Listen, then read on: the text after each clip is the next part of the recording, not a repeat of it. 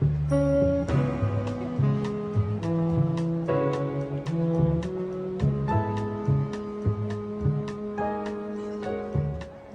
taught you to hate the color of your skin? Who taught you to hate the texture of your hair? Who taught you to hate the shape of your nose and the shape of your lips?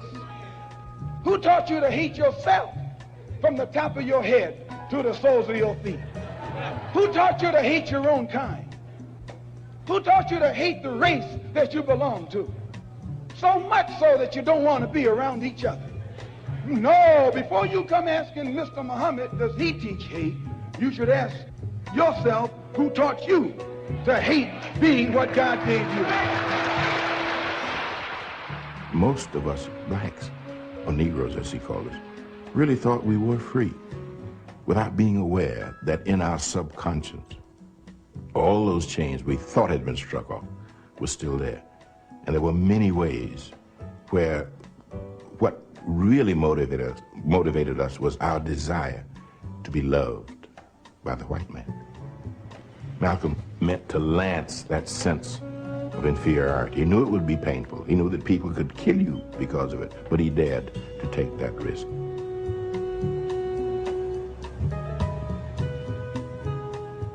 He was saying something over and above that of any other leader of that day. While the other leaders were begging for entry into the house of their oppressor, he was telling you to build your own house. Hoo-doo, hoo-doo. What's up, what's up, what's up? It is another Thursday night. I wasn't even going to do a show tonight because I went away from a birthday to Vegas. Me and the wife had a good time, but I felt a little under the weather after that. Maybe too much drinking, too much exotic eating, too much raw shrimp, too much raw crab. Had a little intestinal thing going on. But today I felt much better, but really didn't have time to do my usual black preparation. But over the last few days, I've been watching a lot of different things, and it just got to dawning on me about living up to people's expectations. I know a lot of people are watching the NFL draft, and you have all these young men preparing to live up to certain expectations in life. This is something they've worked toward, and they have these expectations of getting paid well, and there will be those first round people that will get paid well, and they may be franchised and they may get the big bucks, but everybody that goes to the NBA and the NFL are not paid well. So you have to have a separate set of expectations. I think originally the expectations we are given are from our parents, where we are kids growing up and they have these expectations of, we want you to go to school and be a good student, be an honor roll student, because that's going to make them proud, and you want to make your parents proud, so you want to get on the honor roll. And then you had the expectation is that you will go to college, and from college you will graduate college and you will get a job, and you will continue the cycle with your own kids. What we're talking about today is when you decide to step outside of the expectations of others and have your own expectations. And that's what we want to talk about, the growth in having your own expectations. So while your parents' expectations and friends' expectations may be here, your expectations should probably be higher on a different level or something totally different. People see your life in boxes, and they try to see how your box fits in with their box. Now, disclaimer, I'm not a guide or anything for people that, I'm just going to talk about how I live my life and how I have larger expectations for myself than what other people put on me, because usually when you're thinking about life in general, you're thinking about yourself, your children, your family, the immediate people around you, and how that's going to affect your inner circle. Like in that movie, The Fockers. You know, they had the inner circle that kept the glue of the family together. A lot of people get caught up in living for other expectations because they never break out of expectations of others. And then some people crumble under the pressure of expectations. For instance, kids that drop out of school, sometimes the expectation isn't pushed upon them enough, or societal things come up, pregnancies, drugs, gang life, all these type of things that we battle with in the hood. And these are not expectations that cannot be overcome. What's up, T? I see you out there. That cannot be overcome, but you have to have an expectation, or people have to be placing the expectation in your life that, okay, yeah, you messed up over there, but that's no excuse. You don't get to screw your life up because of one mistake or a couple of mistakes. I had a sister walking across the stage pregnant. Okay, keep it moving. When she walked across the college stage, she had 4 kids, and she graduated summa cum laude. So you got to have expectations for yourself far beyond. And then when it comes to your expectations of other people, you can't put a whole lot of weight into other people. My grandma used to always say, hey, look, the only one you can really trust is Jesus. Men will let you down. They'll say anything to get you to fall into their box and their expectations. And this is what happens to a lot of people in life and in relationships with other people. You know, there's a saying that says, honesty is the best policy until you get caught lying. Honesty is the best policy until you get caught lying. And a lot of people will lie in relationships, thumbs up on that T, that they become whatever they need to become to manipulate you or get something out of you that's going to benefit them. Now, you may have an expectation of them that they're going to do right by you. Or you may, over time, you discern who's going to do right by you and who's not going to do right by you. And you learn to weigh the people you deal with.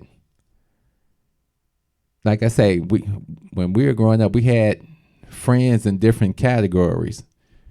You had the friends that you always mess with, and then you had the friends you kind of mess with, and then you had the friends that you really didn't mess with at all. You know, I know them from the neighborhood, you know. But so the expectations on these, I know from the neighborhoods, wasn't as much as the expectations of these my homies I hang with every day. People have to learn, you know, sometimes it's not about hurting people's feelings. It's about standing in your truth. Sometimes you may have to say something to somebody that's fucking up. A lot of people want to be friends with their kids and stuff nowadays, and that just really didn't carry with us growing up. We had people that would check us on a constant, and if you was fucking up, somebody say, hey, you fucking up. The teachers could say it. The teacher could hit us with paddles. You get pulled to the side, get your coat pulled. Now you see nobody wants to say anything to these kids because you're letting these false personas and these attitudes that they put out, which are just mechanisms to cover up what's really going on inside them. They want you to question their anger. No, this shit, this world is that. Yeah, but it's the same world I just grew up in. So my job is to give you the benefit of a doubt, and you give me the benefit that I had to talk to a person today. I stopped letting come into my store because she had the nerve to call me a liar. Now she out here in the streets doing whatever she does. I don't disrespect anybody. If you out here bad. So the day I let her in and I'm talking to her and I'm like, let's get something straight. I don't like people calling me a liar, being disrespectful, because you're not getting what the fuck you want. Now, if I allow you in here, we're going to have a respectful relationship both ways. I've got an expectation of you to come in my store and act like you got some damn sense. So you can have an expectation of me that when you come in this store and have some damn sense, if I'm able to help you, maybe I'll help you out. So every relationship has to have expectations from the smallest to the utmost. Don't let people in your life that you can't have expectations on. Even when you go to your job, your boss is sitting there with the expectations of whatever project that he's got going on. Your expectation has to be, how long am I staying here? What is my goals? Where am I trying to get to? Your expectations of yourself have to be higher than anybody's expectations. We see the benefits and qualities in people, and people have the potential. But sometimes people don't want to waste their potential on you. A lot of people are in relationships of sorts. And this word love is thrown around a lot during relationships. And when somebody says they love you, I was having a conversation with a friend, and I said, love comes with a variety of qualities that will make me go out of my way to do things to accommodate you. I kind of wrote some things down here.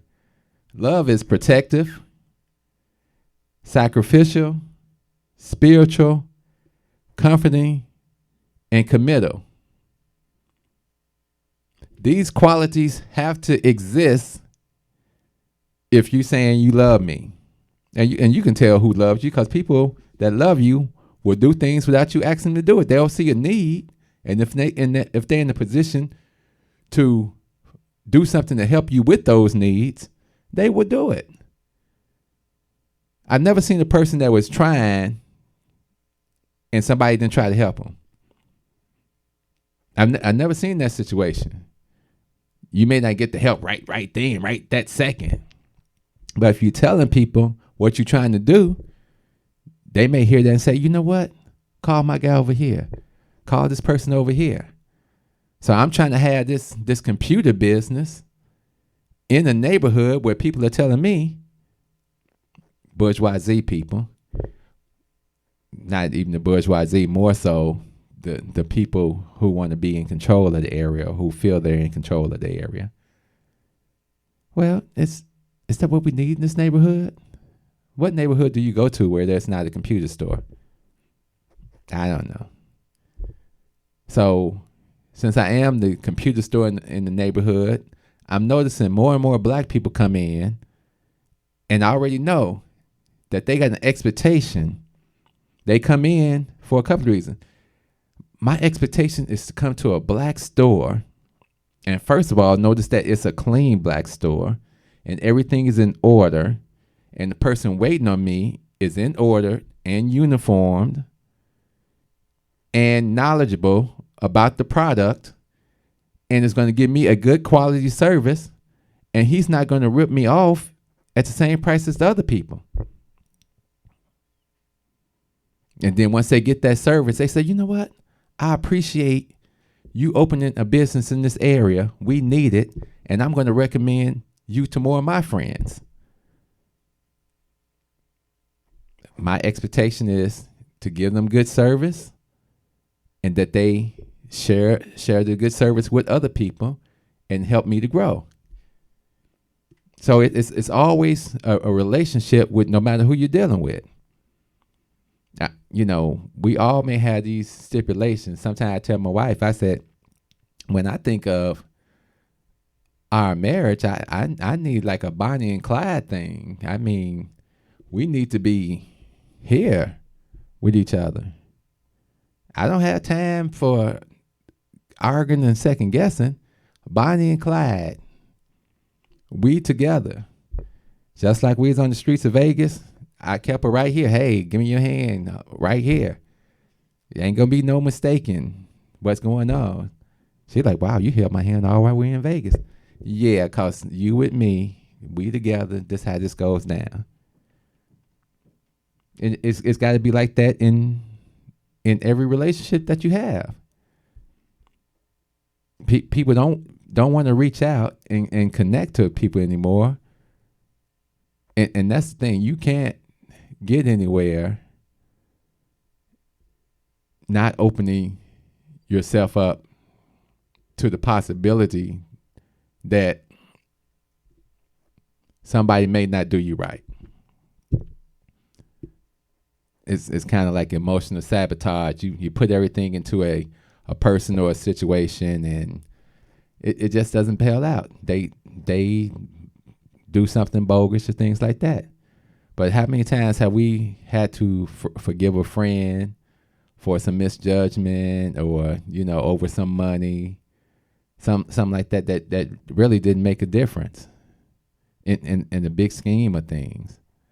And then there are people you just had to totally cut out because they were living life in a different lane and they were just totally selfish. And no matter how much you loved them, it may have hurt you to cut that person off or that relationship off, but it was a necessary part for you to have growth. So your expectations, your own personal expectations always have to lead to growth. Other people's expectations lead to pride and things on their end. They're proud and, we knew you could do that and that's great. But your thing is when you graduate college, you're like, oh, that's an accomplishment for me. And I did that and my parents are proud now. Because half the people probably wouldn't even go to school if it wasn't for their parents putting in their head, go to school, go to school, go to school. A lot of people probably wouldn't go. I grew up that way, go to college, and I went to 5 different colleges. So go to college, get your education, but it's that the end game. So the expectations for yourself have to be your end game, have to be your legacy game, have to be based on you living your truth. The thing I liked about Nipsey Hussle, he was living his truth. And no matter what had happened preceding his untimely death, his life in the gangs and things like that, he found the solution for himself. And he had a line in one of the songs, and he said, "If you're not living your truth, then you wasting air. If you're not living your truth, then you wasting air." That kind of says it all. If you're not living your purpose, then you wasting air. If you living just for other people, you wasting air. It's got to be something bigger. And I'm talking about people having rounded lives. If your whole life is based on, I got to get up every day and I got to go work for this man and try to do something for my kids. And this is one of the things that what keeps us locked into the cycle and second-class citizens in this country. They designed it and manipulated the system to purposely keep you underneath. And we never put any expectations on these people. Our first expectation should have been reparations. to repair the damage that you did. But since we never asked for reparations, we never got reparations. When they decide to start doing stuff for people, all the stuff that you qualify, hey, everybody gets that now except you. Everybody's a minority except you. Because you's an American now. You said you wanted to be an American. Okay, well, you's American. They minorities. You the American now. People come in my shop like, okay, we see the Jamaican flag, the African flag, Haiti flag, no American flag in here. Okay, what's the problem? It's no American flag. Okay. I don't sit around and say I'm a proud American. I say, what has America done for us? Really? But screwed us over. Why are we here in this condition? Because of our relationship with America. And it was a forced relationship with America. It was a one-sided relationship with America. And America is still punishing us for that. Now, we all got the opportunities. I say it all the time. Individually, if you're a single with no kids individually out here, you have no excuse but to get up off your butt and go out there and get it. Period. You got to go get it. Ain't no excuses. You don't get to sit around and lollygag and tell me stories and smoke a blunt and sit your butt on the couch and play PlayStation. I got a higher expectation. But a lot of people accept that behavior from our young men. And that's a problem. Even if you went away to jail and did some time and then came back, well, ain't nobody gonna hire me. Then make your own job, bro. Get out here early in the morning, start throwing these newspapers, bro. Do whatever you got to do to get yourself back up on your feet. Don't let that expectation of the prison industrial complex, who is making money off you, their expectation is that you coming back to jail. And if you don't have a bigger expectation of yourself than going back to jail, that's your relationship. And I definitely, we all got family members that are in and out of jail. I got a nephew, he back in again. Everybody's got to have bigger expectations. We so quick to tell each other, hey, man, you ain't shit. You ain't doing shit. You ain't trying to be about shit. We all have to have some type of accountability. I mean, we don't have to beat people down and everything with our thoughts and all this type of stuff. But first, we have to be in examples so people can look at us and see and say, okay, this person here is trying to do something. Maybe this is something I could do with myself. Maybe this person could direct me in a way that's going to benefit me. Maybe they could point me towards somebody. And that's what we are missing. And that's what Farrakhan and Malcolm and everybody was talking about so many years ago, nation building.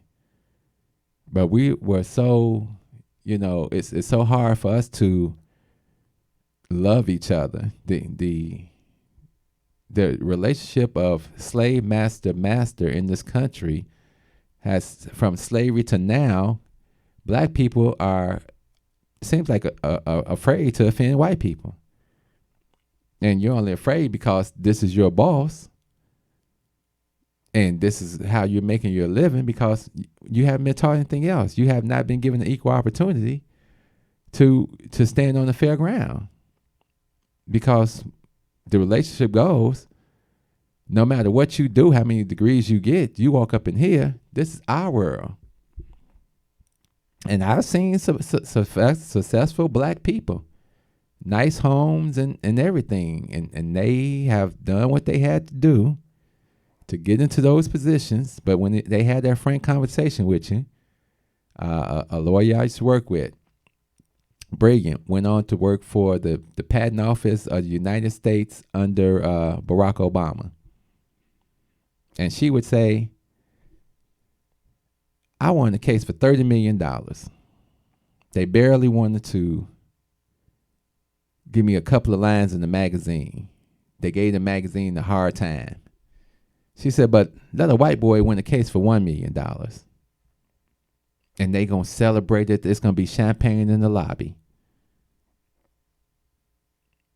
That's how the system works. It works to not give you your just due, but to keep you just doing. To keep you in that little box, because they don't mind you, your individual success. We always say that. They don't mind your individual success. It's only collective success that they respect. That's why there's a Chinatown in every city with a sign that says Chinatown. And nobody says Chinese are racist.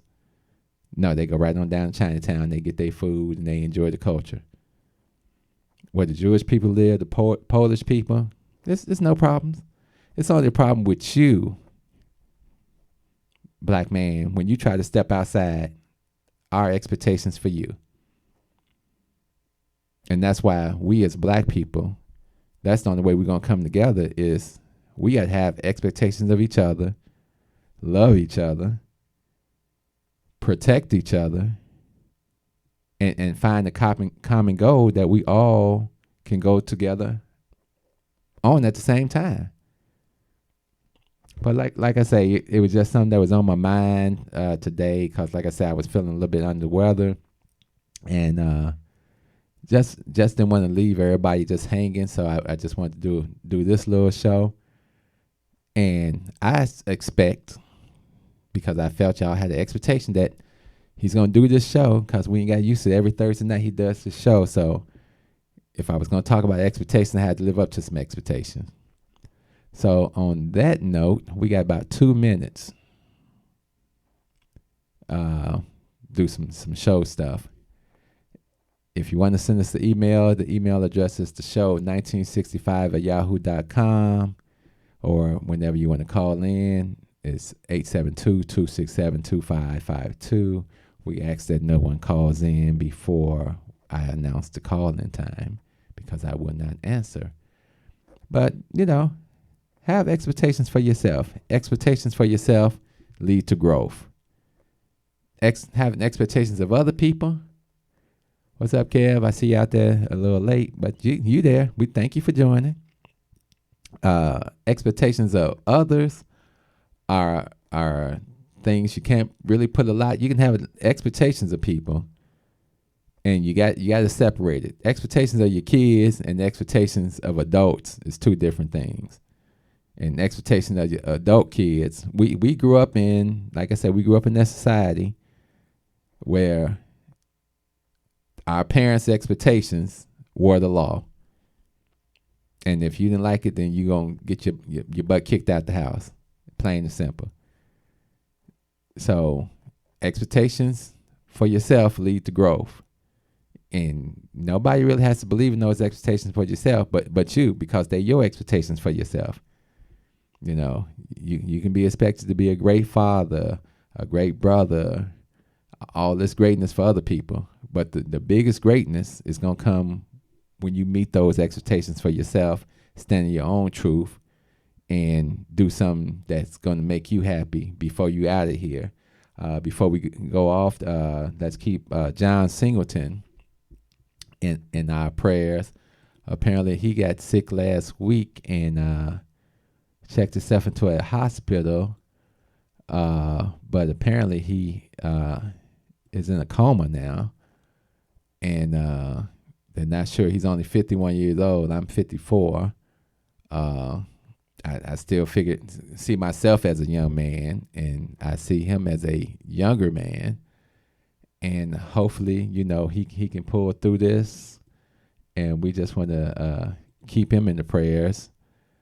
Because these strokes and these heart attacks are a terrible thing, and hopefully, everybody goes and get their physical. I just got my results from my physical, even though I was sick for a few days. Sometimes when you travel, you get sick, but blood pressure is 110/76, cholesterol levels, everything was good. 54-year-old man. Yeah, I could lose a few pounds, but that's because I've been bulking up, eating everything I wanted to eat for the last few weeks and having a few extra drinks. But take care of your health. Have that expectation for yourself. Let's start this year off with an expectation. I'm going to take care of myself. Like I say, last year we lost a lot of family members, 5 family members, and 5 friends. So it was 10 people that I knew that died last year, and all but one of them were younger than me. So let's put that expectation. Sit down today, write yourself out some expectations of yourself, not what other people expect. Write the expectations yourself, and as you accomplish those expectations for yourself, you will see the growth. Your life will change, and people will notice that. And then you can work on their expectations. So on that note, as we always say, love, peace, soul, and what is it? We out of here. Step out of the car. No, you don't have the right. Step out of the car. You do not have the right to do that. I do have the right. Now step out or I will remove I you. refuse to talk to you other than to identify myself. Step Now, if your woman ain't no revolutionary, she'll persuade you to be a fucking slave for the rest of your days. She'll be grooming you on how to behave, teaching you how to coon and buck dance so that you can be safe. If that brother ain't no rider, soldier, no provider, molder of young minds, check it out. You got yourself a bitch. Think about the time that you invested in him. If he's wearing them skinny jeans, you a lesbian. For every 100 black women who ain't locked up, it's only 83 black men remain. Take away 1.5 million black men who might have benefited their women and their children. You don't know a war when it's waged against you, when it makes you drive your baby mama to the clinic just to kill your own. Ain't no legacy to leave behind, cause ain't nobody sitting on your throne. You motherfuckers are asleep in a war zone, living a nightmare, dying in your own home. If you don't stop, you gon' lose what you got left. I'd rather die trying to fight for my last breath. Freedom or death, you asleep in a war zone, living a nightmare, dying in your own home.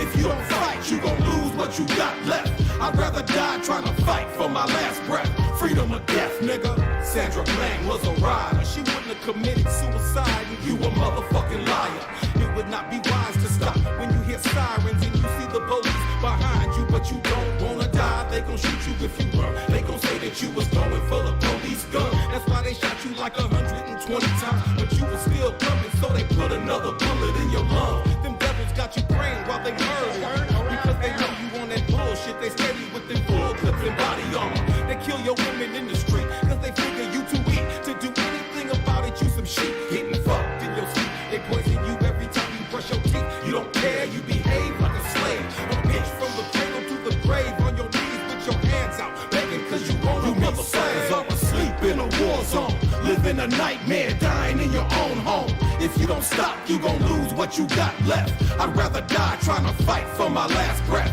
Freedom or death, you asleep in a war zone, living a nightmare, dying in your own home.